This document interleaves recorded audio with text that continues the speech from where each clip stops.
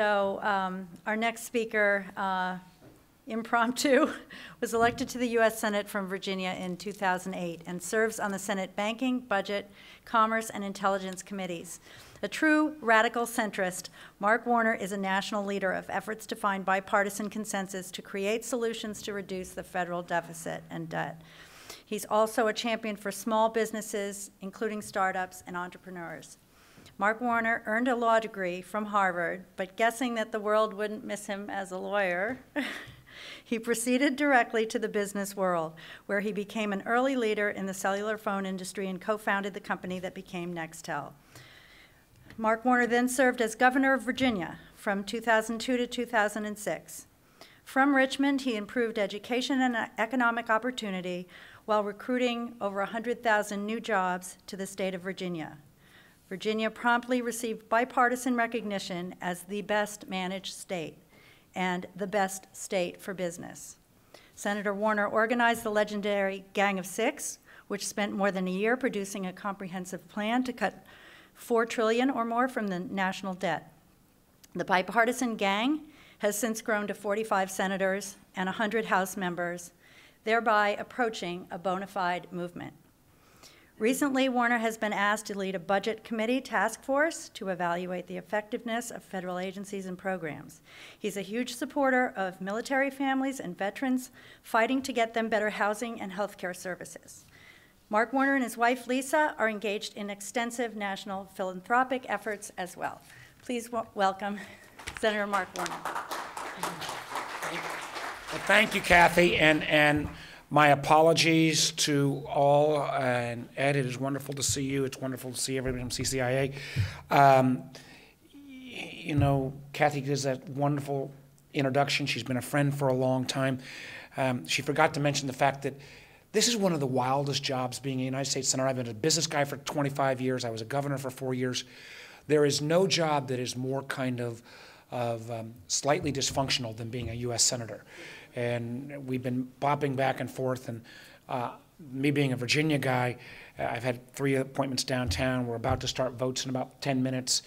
And I actually, as opposed to most members, can actually see from my home in Alexandria, where I work, the Capitol.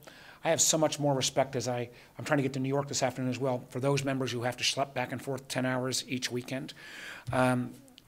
Not the topic of my remarks. I'm going to make them brief, and then as our time allows and interest allows, more than happy to take some questions. Kathy gave again a kind introduction about my obsession about the debt and deficit and the Gang of Six, and you know, you can see how well we've done.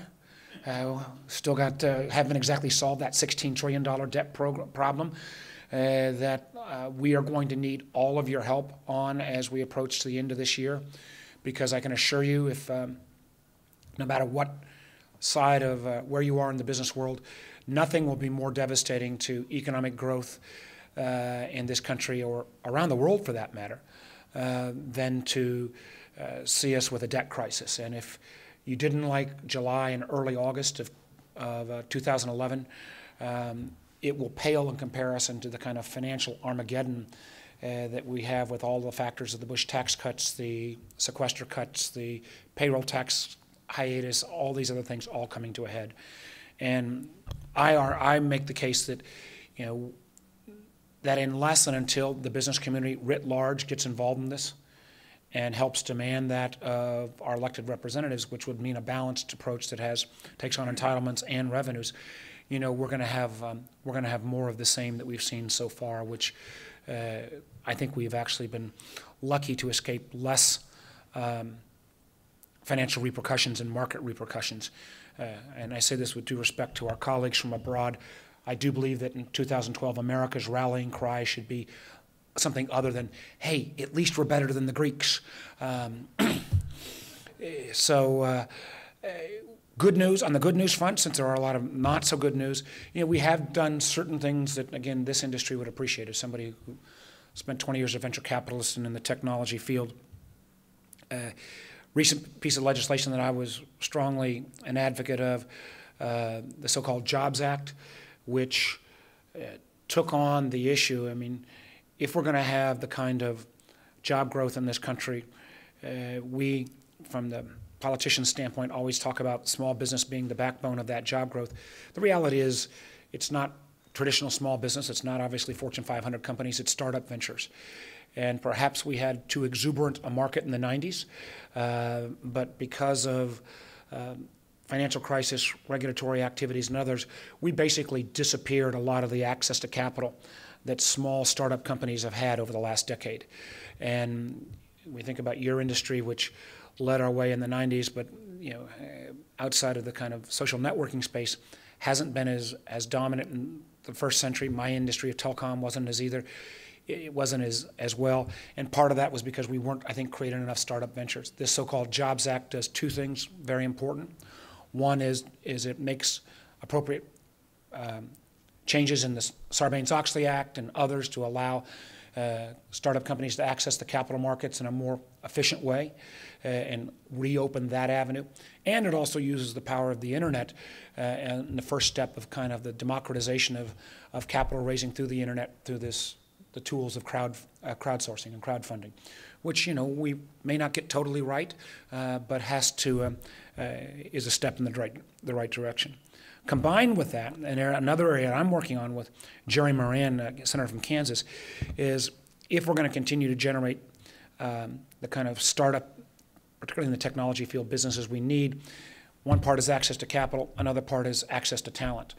And we have put together legislation in our so-called Startup Act that also takes on this issue around talent on immigration reform. Finally puts in place the oft-required comment that every American business, for the most part, says is, why not staple that green card to that graduate degree, particularly in STEM fields? This doesn't quite go that far, but it does create a whole new category of visas for those graduate students in the STEM fields beyond a bachelor's degree, additional 50,000 that would allow, if those job opportunities then present themselves in this country, rather than sending folks home.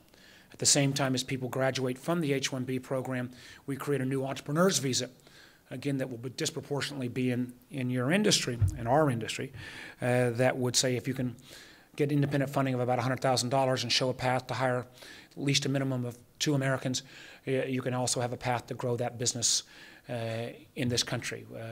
And again, technology/computers, no industry has reflected more of that kind of growth from first-generation Americans than the tech field.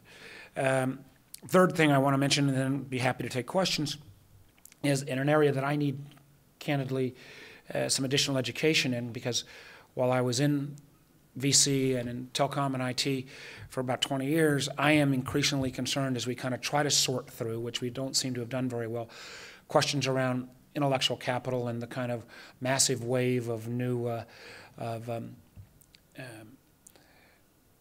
protective patent acquisition, which seems to me, from at least a business standpoint, maybe about the kind of worst misallocation of resources that we've seen in recent times. We seem to have taken, we passed a small patent reform bill last year, and if anything, it seems to have accelerated that acquisition. I think it's great that companies are making windfalls on these patents, but sure, from a macroeconomic standpoint, probably is not the right path. And sorting through that from a policy standpoint, and I know the patent issue has been here for some time, but we're going to need some additional help. There are a lot of new members, and I think members that would be very sympathetic to it. Final point I want to mention, again, before questions, is your help and assistance. And I know this is, again, can very quickly devolve into a discussion in the weeds. But we need the industry's help and support as we sort through the cyber threats. I sit on the Intel committee right now, and I will only say that my view of the top threat that faces our economy, and for much of the West's economy, is less the actions of individual or even small groups of terrorist cells, and much more the very real threat of cyber, the very real threat of intellectual property theft. And this is coming from both criminal elements, terrorist elements, and at least semi-sanctioned efforts by foreign nations. I know this raises an enormous specter of potential additional government regulation, and trying to define what falls inside and outside the critical infrastructure bucket is tough. But I can assure you that kind of some of the legislation that's out there right now that kind of views this only on the voluntary basis. Here's the only concern I would put across your bow. I would be very afraid of a voluntary regime without some level of standards. And then, God forbid, we have a significant cyber breach, particularly in a critical infrastructure. And as we've seen in other areas, you would, I believe, then have such an overreactive legislative response. And I think we saw that in the aftermath of 9/11 in a number of fields. But you could have such an overreactive legislative response that what looks challenging now would be looked upon as minor in comparison. So please do not, this is a very, very difficult issue, and an issue that, frankly, I'm not sure it's evolving so quickly that most members are up to speed on. And as somebody who, again, comes with some background, I'm hanging on by my fingernails, still trying to learn this. But we need your voice in this on a forward-looking basis. I know, we start getting into definitions of critical infrastructure, particularly on the telecom and IT side, and we are treading in dangerous grounds. But help us get ahead of this curve. So my thanks to Kathy, my thanks to my long friendship with Ed as well, and for allowing me to kind of intervene at this point, recognizing that I have jumped line. I would be, though, infringe a little bit more upon your time if anybody's got a question, comment, suggestion, or criticism before I go off and deal with the Violence Against Women Act. Yes, please. And if you could just tell me who you are, too. So my name is David Warbuff, and I work with a company called Tivio out of Boston. And my question is about your wearing your Intel outfit, let's say, from your committee. And we do work with BASLA and 24th Air Force and your Cybercom and the whole group that's dealing with cyber, the issues you're talking about. But one of the issues we have is we have a board member that's not from the United States. And so from your Intel hat again, there's a lot of blockades from us providing capability to the warfighter because of the non-U.S. ownership issues of our company. So any suggestions or help that you can do with that would be appreciated. Very valid concern. As I sort through, one of the things I'm still figuring out, I'm a newbie on the Intel committee on a relative basis of last year.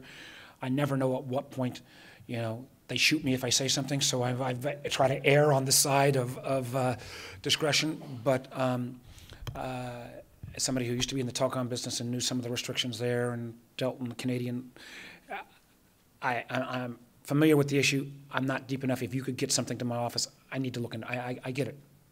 And as somebody who was a venture capitalist that sponsored a lot of companies that had, foreign ownership and foreign board members, we gotta sorting through a way to do this rationally, but in a way that also protects the very real security interests. Help me with some ideas here. But great point. Please, Neitha, raise your hand. Get her the information. Okay. Others. Let me jump in, but if you guys need to wave your hand violently. Congressional jurisdiction, dangerous place to tread. And I'm not trying to do it per se, but the role of IP has become so significant to our industry, and the systems are confused and good and bad, there are problems. But I think a lot of us have a feeling that the Commerce Committee does have the sense of you're responsible for the system of commerce. Okay, judiciary, as a bunch of lawyers, a lot of us are lawyers, but looking at this from legalistic way, especially from legal regimes that are old and probably obsolete, office leads us down a blind alley. That we really need to make sure that, and I'm not saying calling for overreaching, wide solution, attempts at big legislation, but the question needs to be asked is, what's the impact on the ecosystem? What's the impact in general? Not as, okay, we're going to solve this, an infringement issue, or we're going to solve this issue and do it in the stovepipe way. And I guess I don't know how you do it in terms of more joint committee hearings, whatever, but the systemic approach, how do we protect electronic commerce? How do we enhance this tremendous internet and innovation machine as we try to solve these problems? So the real question is, for Congress, I think, is how do we create a world in which internet and innovation and economic growth can prosper and grow? And that's our goal. Now, we have to solve a lot of problems along the way, but solving those problems can't be more paramount to looking at it and keeping a healthy system operating. You know, Ed, one of the things, Ed is you'll have a great guy that represents your industry here. Ed is one of the real veterans in the business, has been in Washington a lot longer than I've been and a lot longer than I'd want to be. He just asked, though, a remarkably cheap shot question. I say that affectionately because he has touched, you think about, taxes, entitlement reform. Those are nothing compared to committee jurisdiction. You could give a much better treatise than I on how wacky it is, and the fact that we have basically a committee jurisdiction system that was set up for the earliest 20th century economy. It makes virtually no sense right now. I was a former governor. I never completely understood why there was not rational federal transportation policy. I get it now because at least on the Senate side it's divided in 3 buckets. But this is I'd love to figure out if there are a way on, I think previous Senates have looked at task forces and, they have had mixed results. You would, again, know better than I. But this notion of joint jurisdiction, or at least joint hearings, so people kind of get up to the same knowledge curve, makes enormous sense to me. I'm not in management. But you would be, this sounds like an insider Washington question, but you would all be shocked if you knew how big an issue that Ed has just touched upon. Until you're there, until you're working on this stuff on a daily basis, you would not realize the way boundaries are guarded, and by all the committee chairs, in both, and that didn't even get to the question of the kind of House, Senate, which are more than Venus, Mars in terms of 2 institutions that are only 150 yards apart, but in completely 2 different worlds. I didn't give you a very good answer, but I don't have a very good answer for it. So if you got an idea, I'm happy to push. Yeah. Please. Senator, thank you for joining us, and thanks for all the hard work you do and have done over the course of your career, both in the tech industry and in government. Let me ask, this whole sequestration process and tax law expiration and this whole train wreck that you can see coming, and the bridge is out, and it's about to happen. Do you see this realistically ending up with some sort of extension of the sequestration agreement, the Bush tax cut law, and kicking it over into the first 6 months of the next Congress? Or, there doesn't seem to be any deadline the system is capable of keeping and working toward. Well, I think it depends upon, and to a certain degree, the outcome of the elections this year. If there's dramatic change, then there's going to be enormous pressure to say, kick it into the next year. If there is kind of rearranging but not dramatic change, kicking down into the next year does not do anything, because I think an additional postponement in light of the fragility of Europe, that I don't think we're going to get away with the kind of relative slap on the wrist of one of the rating agencies downgrade and frankly looking as the least of the bad after we had the fiasco, when I think the political class in this country did more to harm our economy with that fiasco leading up to August of 2011 than ever. So I don't think we'll have a chance to punt again unless there's major change in the elections, number one. Number two, it's one of the reasons why my group and others, we need to be doing the hard work now. Simpson-Bowles, I think, is still, which was the Gang of Sixes approach, is still a great framework. But that document was very much a 2010 document, and baselines and things need to be changed. And I've got, and beyond just kind of the, some of the policies need to be changed as well. And there are those of us trying to work that now from a policy standpoint, so that we'll be ready. Number three, you know, there are very real questions. You know, I'm a Democrat. I support the president. But I desperately want this to be solved. This is more important than any particular, frankly, any political figure, or Lord knows any political party.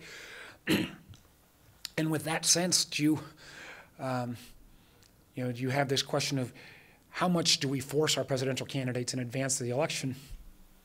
I keep thinking back to that, you know, Republican presidential debate where all the candidates were forced into saying they wouldn't take a deal of 10-to-1 cuts over revenue increases. You know, I can assure you that with federal spending at 25% of our GDP and revenues at 15% of our GDP, both all-time highs and lows, you ain't going to get there on one side of the balance sheet. The only time we've had budget balance in the last 70 years is when spending and revenue has been at 20, roughly, plus or minus a point.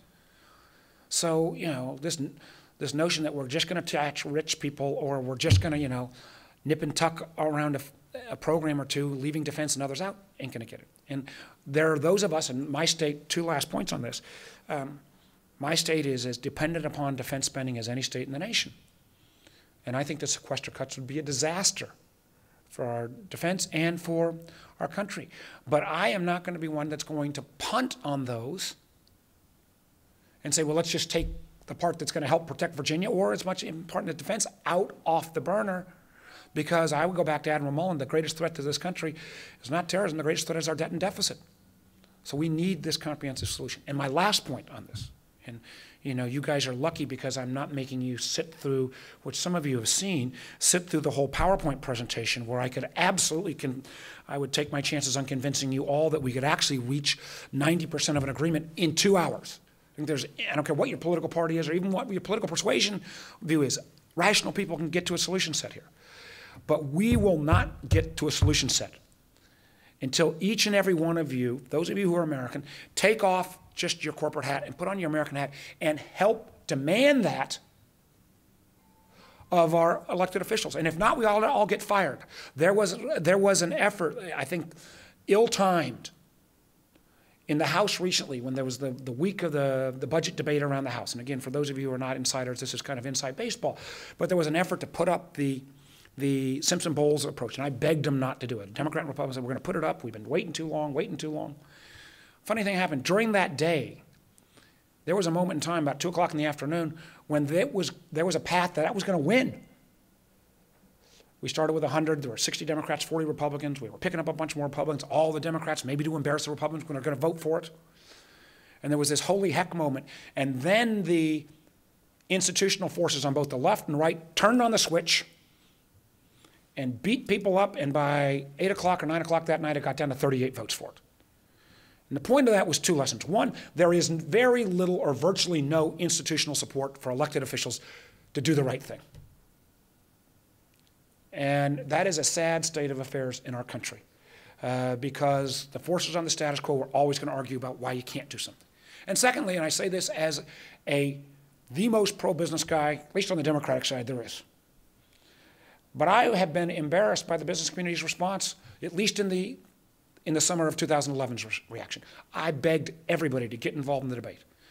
And I basically got, well, Warner, you're right, but we don't want to make Congressman X or Senator Y mad. You know, until and unless we realize that this, as important as all of our individual industry issues are, that this trumps all of them, that nothing would be worse for all of your businesses than to see a 400 or 500 basis point interest rate spike, we're not going to get it done. We desperately need the business community in this fight. In that sense, just as a quick follow-up, I mean, the administration never did embrace Simpson-Bowles. And the time that it came out, it was right after the midterm election, which might have been the safest time to have actually done it. But fear of offending the base prevented that from happening then. I would make 2 points. Can that Yeah, still no, be no. the framework, and is it possible to 2 points get- on that. No, I think it's a fair critique. Although I do, from the micro standpoint, would like to remind everybody that Simpson Bowles came out 4 days before maybe the president's high point when he cut the deal with the Republicans to extend all the Bush tax cuts. So there would have been a bit of hypocrisy saying, let's cut $4 trillion out of the debt, when 4 days later we added close to $1 trillion by punting on all the problems, which everybody said was a great act of bipartisan. Bipartisan is mostly code in Washington for both sides agreeing not to pay for something. One of the reasons why I voted against the payroll tax cut, even though we needed the stimulus, we wasn't paid for. And the president did come out when the so-called Gang of Six came out and supported it wholeheartedly. It was at that moment when we lost an awful lot of the Republican support because anything the president's for, some folks are going to be against. I do think one of the reasons why I still keep, beyond the fact that there's nothing that's nearly as important as trying to get this right, is that, the value of something bipartisan coming out of the Senate, we can take the first round of arrows. And whether that's a President Obama or a President Romney. But, the appeal I make to all you is that, and I make this everywhere, this is not just y'all, but, we're going to need you at some point over the next 6 to 9 months to be in the trenches with us. There are 145 members who've signed up to do the right thing. I would like nothing more than those of you who are kind of on the political side within your companies, that as you're asking the issues on who you're going to support and not support in a very bipartisan way, asking folks to also have on each of your industry questionnaires, add something on fiscal responsibility. I'll take one last one before they give me the hook. I know they're giving me the evil eye. Anybody else got it? Anyone else, or I'll cede the floor back? If there's one, I do have one thing I'd like, no, okay. Go ahead. Ronald. Ron. You got me. Pardon? All right. A lot of common issues. Whenever they start talking about voluntary here on the data stuff, I think of our tax system, which is a voluntary system of self-assessment. It's anything but voluntary, but that's the theory. So we're real concerned, we run online services, that voluntary is not voluntary whenever it does with the government. So, or it's just temporarily voluntary. How are they going to define voluntary without backing it up with the coercive power of the state? Yeah, that's why in this, I'm still thinking through this, so I'm not, this is not some Warner definitive position.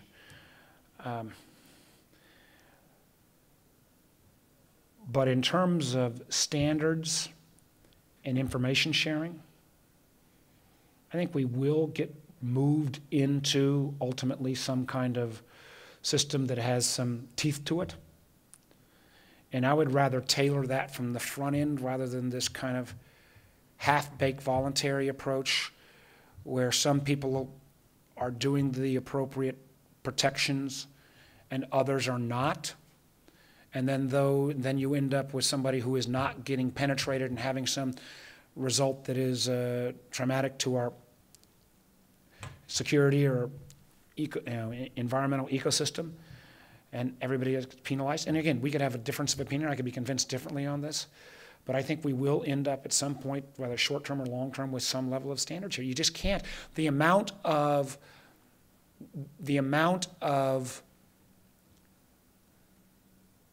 as you would probably know, both theft, intellectual property stealing, outright theft in terms of money, in terms of our financial institutions, intellectual property theft, and the level of number of disruptive attacks that take place on a daily basis. If the American people had any sense of that, they would be astonished. And the number of companies who for legitimate business reasons probably don't want to share that information right now, but having some framework for this is really, really going to be important. But I guess I'm agreeing with you that the notion that voluntary only is going to push towards a standard that you're going to have to meet, so why don't we just go ahead and put a standard out there with an appropriate phase-in time that can be narrowly enough tailored that tries to get at this. And I think that's going to be a constantly evolving area. I think it's changed dramatically in the last 2 years. With that, let me again thank Kathy for her friendship. Let me thank Ed for all the great work he does, other than the fact that he asked me about those jurisdictional committee jurisdictions, which, by the way, in the land of, broadband, I'm sure already I have committee chairmen be mad at me by now, or their staffs. But, in my final point that I'd all ask you is, you guys are the growth industry, one of the major growth industries of our economy. We need you to be successful. I want you to be successful. You come from the background, the telecom and IT background that I came from. But we also need you in this kind of political battle, regardless of your partisan affiliation, in supporting rational people to get the job done when it comes to this, into this year. Thank you all very much.